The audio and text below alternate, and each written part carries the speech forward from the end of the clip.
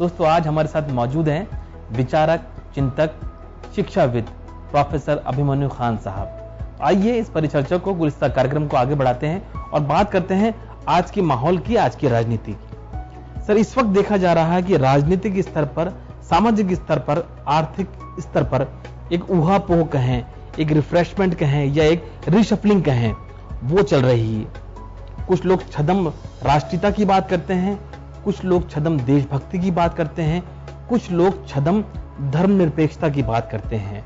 अगर सभी छदम हैं तो सत्य क्या है और इनमें से सबसे घातक क्या है हमारे भारतवर्ष के लिए? देखिए, जहां तक मैं समझ सकता हूं जी, तो ये तो दुनिया छद्म कहते हैं माया को। माया, छद्म माने जो आप हैं उस रूप में नहीं है आप। हाँ। आप नाटक खेल रहे हैं। आप दिखा रहे हैं। हाँ, जैसे आप हैं महाराणा प्रताप के रोल में कि अकबर के रोल में। जी जी, तो ये अपने अकबर का या महाराणा प्रताप का छद्म भेष ले रखा है। क्या अधिक हानिकारक है? जी, जो आप हैं नहीं वो आप दिखा रहे हैं। तो वस्तुतः है छद्म तो माया का तो संसार ही है जी जरूर, इसलिए छद्म तो चलेगा जी, मगर उसको छद्म को के भीतर छेद करके उसके सत्य को पकड़ने की क्षमता जी, जनता में तो तभी ना आ सकती है जब नेता उनको दिखलाए।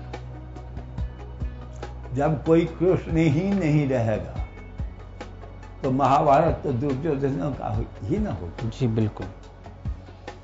कृष्ण जब सीन पर आता है और कहता है कि भैया तुम 5 ही गांव दो ना, 5 गांव दो, पांडव अपना गुजारा कर लेंगे। लेकिन संतोष नहीं, तो फल हम सब जानते हैं। बिल्कुल। लोभो पापस्य कारणम, ये व्यास जी लिख गए हैं। मगर लोभ इतना बढ़ गया कि हम ही कृष्ण हैं। हम हैं कृष्ण। कृष्ण को 360 रानियां थी, मैं तुमको शुद्ध कर रहा हूं, अब लीजिए जी। तो कृष्ण की क्षमता तो दिख रही थी, वह योग सिद्धि तो पाएंगे जी। कृष्ण क्या है उसको समझना बहुत कठिन है। हमने एक फिजिक्स की किताब पढ़ी, हमारे जमाने में मैट्रिक में साइंस आर्ट्स का बंटवारा नहीं था, इसलिए हमने कभी साइंस पढ़ाई नहीं जी। लेकिन उसमें एक पंक्ति ने हमारा दिमाग खोल दिया। किताब फिजिक्स की थी, पहला इंट्रोडक्शन में लिखा है the sun, the moon, the stars, the planets are all engaged in a cosmic dance। जी। जैसे ही कॉस्मिक डांस कहा ना, तुरंत मेरे दिमाग में स्ट्राइक कर गया ब्रजलीला। जी। क्यों स्ट्राइक किया सर? ब्रज का मतलब होता है ब्रजति, चलना, मूवमेंट। ब्रज का अर्थ है जो मूवमेंट में है, हमेशा गतिशीलता है उसमें। जी। कभी रुकेगा नहीं वो dance. The sun, the moon, the stars, कभी आपने देखा है कि धरती रुकी है, सूर्य रुका है, चंद्रमा सदैव गतिमान, सब गतिमान हैं और गतिमान रहेंगे। जी। यही वेद का सिद्धांत है, चले हुए चलते रहो। इस गति के भीतर ये गति लोक हितकारी हो तो वो गति तो है, मगर उसे आप अपने तरफ केवल मोड़ नहीं ले, जी, अपने हित के लिए मोड़े नहीं। मोड़े जो हो रहा, धरती आपको दी, कह दिया ये तो वसुंधरा है, अमृत कुंड है, इस पर हम सोते हैं, खाते हैं, पीते हैं। इंटरनेशनलाइजेशन हुआ जी। हर आदमी जानता है, आप भी जानते हो, हम भी जानते हैं कि हमारा जो बाह्य आचरण है, जिसको हम धर्म कहते हैं, कर्तव्य बुद्धि उसका निर्धारण करती है ये धरती, जहां हम रहते हैं, जहां खाते हैं, जहां का क्लाइमेट है, जहां की जलवायु है, जहां की उपज है जी। क्योंकि इसी पर हमारा संस्कार बनता है जी। नहीं बनता है? बिल्कुल। आप सोच लीजिए अरब कंट्रीज है, वहां लोग बुर्का क्यों पहनती हैं? क्योंकि तूफान आएगा तो कहाँ जाएंगे? जी, कहाँ जाएंगे, क्या करेंगे? जल नहीं है तो वुजू करते हैं, जो हम लोग भी करते हैं यहाँ असमर्थता में करते हैं कि नहीं, अपवित्र वा करके छीट लेते हैं, वो क्या है? वो वुजू ही है जी। तो एक स्थिति होती है। पत्ता को उल्टा के हम खाते हैं, क्यों खाते हैं? इसीलिए कि उस पर जाला नहीं होगा, जी बिल्कुल, उस पर चिड़ियों का बीट नहीं होगा। जी। पानी हमारे यहाँ भैया कम है, हम जीवा करते हैं, खून टर्न इनटू वाटर, सीजना कम पर स्वाद भी बढ़ जाएगा। जी। तो कल्चर का डिटर्मिनेशन है आबो हवा से सर, जी, जलवायु से। जल और वायु, जल पर उपज भी निर्भर करता है और वायु पर तो सांस ही निर्भर है। जी। इसको सारी दुनिया समझती है और समझते हुए अगर इसमें आपने चेंज किया तो एक है शाश्वत धर्म, इसमें कभी कोई चेंज नहीं आ सकता कि हम आदमी हैं, आप भी आदमी हैं, आपके भी माता पिता हैं, मेरे भी माता पिता हैं, ये कहीं भी रहेंगे। So as human beings we are all brothers और रादर ऑल्टर ईगोज।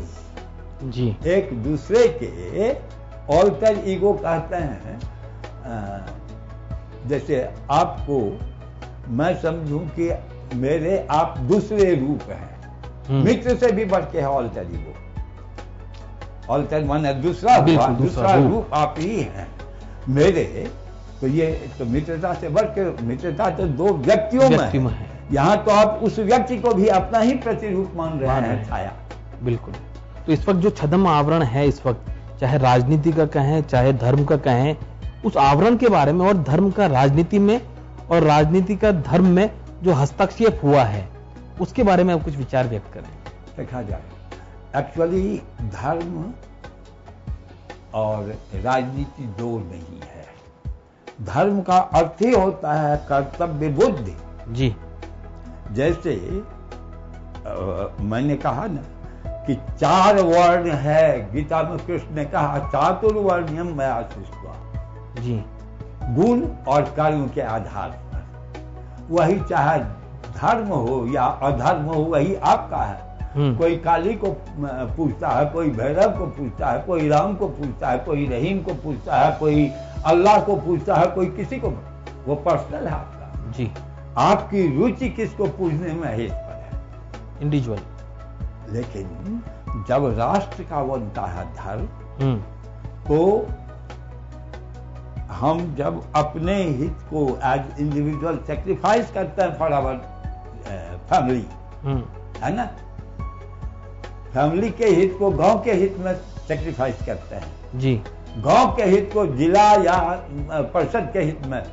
तो जैसे जैसे संस्था बड़ी होती है, हमारा कर्तव्य है कि हम अपने पर्सनल हित को वहां सामने नहीं लाएं, और उसी को कहते हैं संविधान।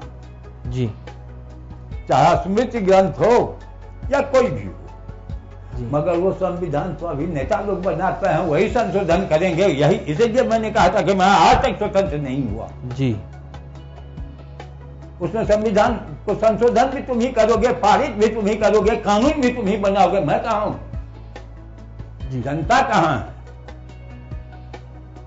इसलिए आप एक संविधान बनाओ जो मैंने लिखा है। जी। जिस संविधान का एक एक शब्द स्पष्ट हो, क्योंकि संविधान कानून ग्रंथ है। बिल्कुल। आप कहिएगा जाति, इन जातियों को schedule caste and schedule tribe, तो उसको आप डिफाइन कीजिए, तो आप कहिए कि ये जाति कौन सा है, या जो लोग उसके आधार पर आरक्षण देते हैं उनसे कहिए कि डिफाइन करो पहले जाति को। सही है। और तुम डिफाइन करोगे नहीं और जो मन में आएगा वो बक दोगे, तो हम तो नहीं मानेंगे।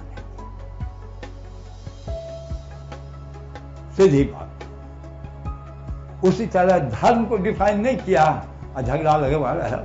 धर्म को डिफाइन करो तब तो धर्म निरपेक्ष। राज्य का एक धर्म होता है जी। धर्म कहते हैं कर्तव्य बुद्ध। वह तुम्हारे पास अगर नहीं है तो कहां जाएंगे हम? जी। धर्म का मतलब हिंदू और मुसलमान का धर्म नहीं होता, वो तो संप्रदाय जी, जिसको तुमने बांटा है। धर्म का मतलब होता है कर्तव्य, जो हमको अपने पिता के प्रति, अपनी पत्नी के प्रति, अपनी बहन, अपने भाई के प्रति, अपने विद्यार्थियों के प्रति आज टीचर करना चाहिए।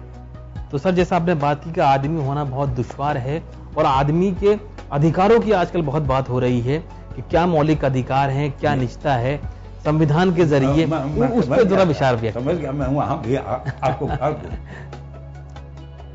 अधिकारों की चर्चा करने वाले ये नहीं जानते कि उनका अपना कर्तव्य क्या है जी, और न हमको मालूम होने देते हैं कि उनका अपना कर्तव्य क्या है।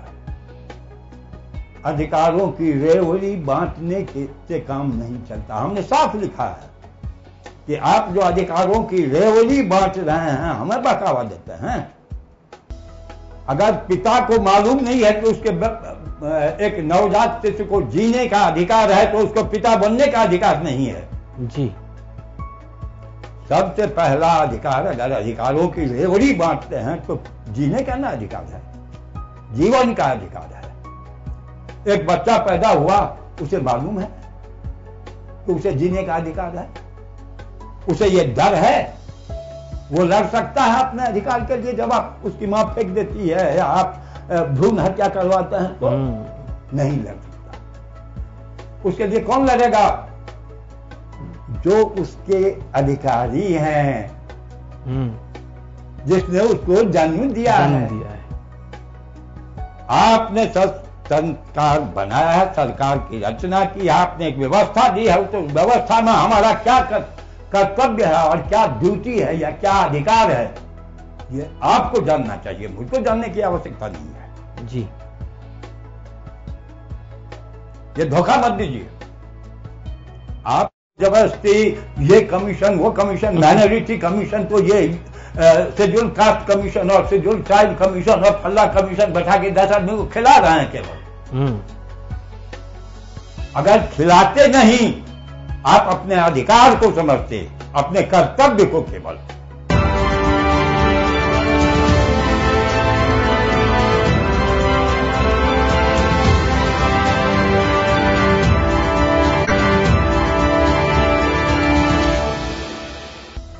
तो ये याद रख लीजिए कि इन 70-72 वर्षों में आज भी गरीबी नहीं रहती हिंदुस्तान में जी। मैंने 2.5 बरस 3 बरस हुआ होगा, एक भूल से मैं एक बात कह गया जी, बताएं। दिल्ली में था अपने ज्येष्ठ पुत्र के पास, तो मैं कह गया था जी। कहा कि भाई देखो, इस देश में अगर कोई गरीब भूख से मरता है तो बहुत दुख होता है। तुम बना रहे हो सड़क यहां से आसाम तक जी, और 4 लेन, ठीक है, लगा दोगे बीच में बेगुन बेलिया और दूसरी तरफ कुछ से कुछ जी।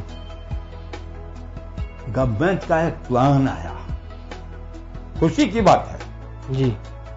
उसके बाद ये प्लान आया है प्लांटेशन का, जिसमें शायद ये प्लान है कि 1 किलोमीटर हो या कितने दूर तक नहीं, 20 या 25 प्लांट या 100 प्लांट जो आप लगाते हो सड़कों के किनारे, वो आपका होगा अगर सेवा करके आप बढ़ा देते हैं। जी बिल्कुल, ये गवर्नमेंट का प्लान है जी। तो ये तो आज आया। 2.5 बरस पहले हमने जो कहा वो यही कहा था कि भैया एक काम करो, ये पेड़ जरूर लगवाओ और पेड़ पर उसका अधिकार भी हो, लेकिन सीजनल फ्रूट का ट्री वो होने चाहिए, उसका रहेगा। कौन मरेगा भूखों इस देश में? सही बात।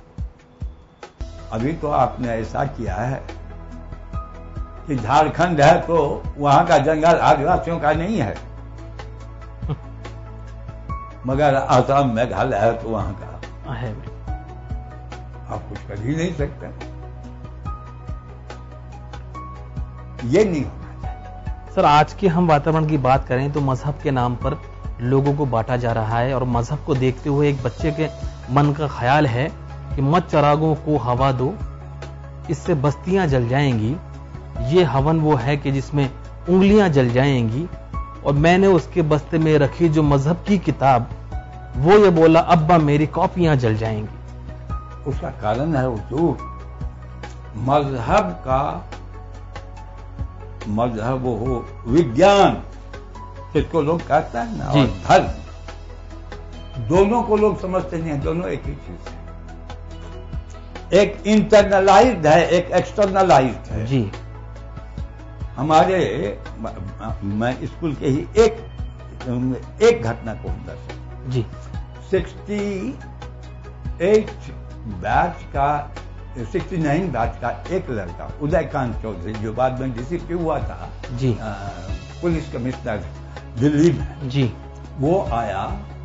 एनसीईआरटी का एक स्कीम था, नेशनल टैलेंट सर्च, जी, उसमें उसी ने परीक्षा दी, वो आ गया। और उसकी परीक्षा के टाइम में मैं इन्विजिलेशन में था, इसलिए उसका क्वेश्चन पेपर नहीं रहने दिया जाता था। जी।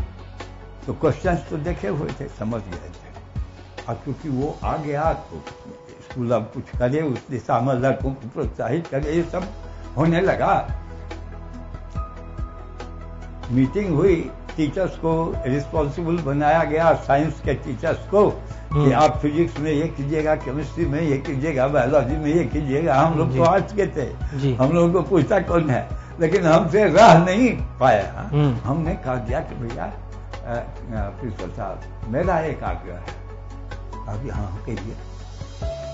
हमने कहा कि सर देखिए 100 मार्क्स होते हैं ना, 50 है ऐसे पर जी,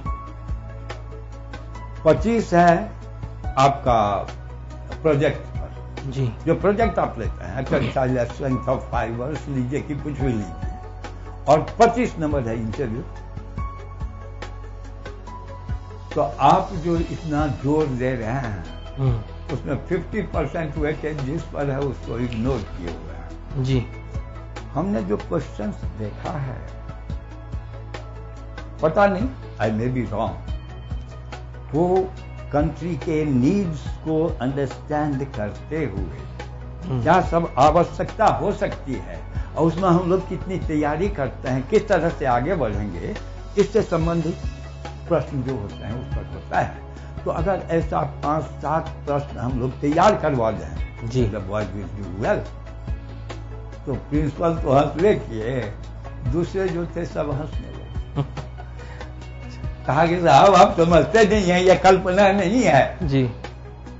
हमने कहा कि आप कल्पना को ही नहीं समझते हैं, इसलिए नहीं समझते हैं कि आप रटते रहे कि suppose ABC is a triangle. आप इस बात को भूल गए कि सपोज से शुरू ही करते हैं, आप तो कल्पना से शुरू ही करते हैं। आप जिसको आस्था या विश्वास कहते हैं जी, वो साइंस से शुरू होता है, सपोज से। सपोज 1 इज 1, यह आस्था खो गई है, आस्था कहीं नहीं। You don't pin your faith on anyone और ऑन एनीथिंग। जी, बस मजहब उलझा के रखने वाली चीज है। जी, बिल्कुल। बड़ा बढ़िया तुलसीदास ने सीधा कह दिया है रामायण, बहुत बढ़िया, बहुत स्पष्ट कहा है। भवानी शंकर वंदे, भवानी और शंकर की वंदना करते हैं, वो है क्या? श्रद्धा विश्वास रूपिणो, बिल्कुल श्रद्धा और विश्वास के प्रतीक है। तो मतलब विश्वास कायम रखें और अपने मजहब पे अडिग रहें और एक दूसरे में विश्वास बना रखें। सर, मैं आपसे जाते जाते गुजारिश जरूर करना चाहूंगा कि आपने आज जो विचार व्यक्त किए उनसे हमारी आंखें खुली हैं, जीवन को समझने का नजरिया बदला है। समराइज वे में अगर आप कुछ हमारे दर्शकों को जाते जाते कुछ संदेश देना चाहें, प्लीज संदेश दें। मैं दर्शकों से क्या, अपने देश की सरकार के लोगों से कहूंगा जी, कि देखिए 3 चार बात तो स्पष्ट है कि आप अगर अपने सिद्धांत, जिस भी किसी भी पार्टी में आप हों, पार्टी का सिद्धांत क्या है कि देश कैसे चलेगा, उसको आप कैसे चलाएंगे, उस सिद्धांत को स्पष्टतः लिखित होना चाहिए। मेंबरशिप उन्हीं को दिया जाना चाहिए जो उसके लायक हो, उसका पालन कर सके जी। और ऐसी ही पार्टी को, ऐसे ही दलों को जिसके सिद्धांत निश्चित हैं, जिसके मेंबर्स हैं और जो हर राज्य से 2/3 जगह पर इलेक्शन लड़ सके, रिकॉग्निशन मिलना चाहिए नेशनल पार्टी के रूप में, नहीं तो नहीं मिलना चाहिए। बिल्कुल। दूसरे को आप वोट नहीं दें, ये मेरा आपसे आग्रह है, और न रिकॉग्निशन उनको सरकार दे, इलेक्शन कमीशन दे, गवर्नमेंट दे, क्योंकि इसकी हत्या तो आपने कर दी थी। हमने जब स्वतंत्रता की चर्चा की तो एक बात मैं कहना भूल गया था जी। 2000 ईस्वी में एमपी इलेक्शन में इलेक्शन कमीशन ने एक ऑर्डिनेंस निकाल दिया था जी कि अगर चुनाव के दौरान कोई स्वतंत्र कैंडिडेट मर जाता है, कि कैसे कहता थी मार दिया जाता है, इसने कह सकता है मर जाता है तो चुनाव कार्य बाधित नहीं होगा, पार्टी का कैंडिडेट मरता है तो होगा। तो तुमने तो गुलाम बना के हमको छोड़ दिया था, थैंक्स टू सुप्रीम कोर्ट जिसने रखा है जी। दूसरा, उससे भी महत्वपूर्ण आ गया था उसी टाइम में, 2-4 बरस के बाद, अभी हाल की बात है, ये सोनिया गांधी जी का प्रपोजल था शायद, कि पार्टी के कैंडिडेट का खर्चा सरकारी कोष से दिया जाए। क्यों? जबकि मेरा एक क्वेश्चन था, इंक्लूडिंग जो काम मोदी जी ने किया है उन्होंने भी गलत किया है, मैं गलत तो किया ही है, लेकिन क्योंकि ये चल रहा है परंपरा से, इसलिए उनको भी बोध नहीं था कि वो क्या कर रहा है। आप 2 जगह से इलेक्शन लड़ते हो, एक ही जगह से, दोनों जगह से मान लीजिए आप जीत जाते हैं, तो एक जगह से तो रिजाइन कीजिएगा। बिल्कुल। वहां फिर जो खर्चा होगा वो देश पर क्यों जाएगा? लड़ते हैं आप और खर्चा देश में वहन करे, क्यों? अगर आप कोई भी कैंडिडेट, आप 10 के बदले में पूरे देश से, हर जगह से, हर सीट से लड़िए, जहां जहां से आप रिजाइन करते हैं उस जगह के खर्चा का आपको देना पड़ेगा। सही बात। वैसे मैंने ये भी लिखा है और मैं दिखला सकता हूं प्रमाणित करके जी, कि साहब इलेक्शन में एमपी का खर्चा मैक्सिमम 1 लाख जी। क्यों? और एमएलए का खर्चा मैक्सिमम 25-30, 1 लाख, 1 लाख नहीं, 50,000। क्यों? एक जगह से 2 तरह के कैंडिडेट खड़ा होता है जी। एक जो हारता है, एक जो जीतता है। और रेयर केसेस में कोई नया भी है, बिल्कुल नया। तो जो जीत के जाता है, आप देखिए 2 ही तरह का कैंडिडेट है, जो जीत के गया उसको आप 2-4 करोड़ देते हैं साल में खर्चा करने के लिए, आप डेवलपमेंट कीजिए इलाके का। उसका तो कर्म बोलता है, उसका काम बोलता है अपने इलाके के लिए क्या सोचा और क्या किया है, उसको किस प्रकार की आवश्यकता है साहब जी। और जो हारता है वो बेचारा उस भुक्तभोगी है, उसको पैसा नहीं मिला है, लेकिन उसने पिन पॉइंट किया है, देखा है कि कहां कहां आवश्यकता क्या होती है, उसको खर्च हो सकता है कुछ,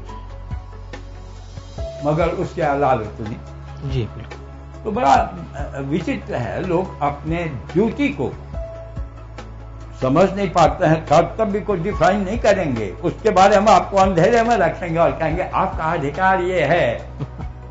राइट टू इंफॉर्मेशन में आप इंफॉर्मेशन लीजिए और आपको गोली मार देगा, दूसरे दिन आप जाइए, धरती पर लेते रहिए। जी। हमारा जो राइट है, अधिकार है, अगर आप काम करते हैं, आपको अधिकार है प्रमोशन का, प्रमोशन आपके ऑफिसर से रिकमेंड करेंगे तभी मिलेगा। जी जी। तो जिस अधिकार के फुलफिलमेंट का, उसके फ्रक्टिफिकेशन का के लिए फलित होने का काम आपके हाथ में है। सर, मैं आपका बहुत बहुत धन्यवाद ज्ञापन करना चाहूंगा, क्योंकि आपने हमारे लिए वक्त निकाला, इतनी अच्छी बातें हमसे की और हमें जीवन के बारे में, अधिकारों के बारे में और कर्तव्य के बारे में इतना अच्छा ज्ञान दिया। सर, बहुत बहुत धन्यवाद। तो दोस्तों, ये थे हमारे साथ प्रोफेसर अभिमन्यु खान साहब। हमने जीवन के मूल्य को, अधिकारों को और कर्तव्य को जाना। अगली बार भी आपका होस्ट और दोस्त फिरोज खान फिर हाजिर होगा, एक ऐसी शख्सियत के साथ जिसका जीवन लोगों के लिए प्रेरणा स्रोत होता है। तब तक मुझे दीजिए इजाजत। नमस्कार।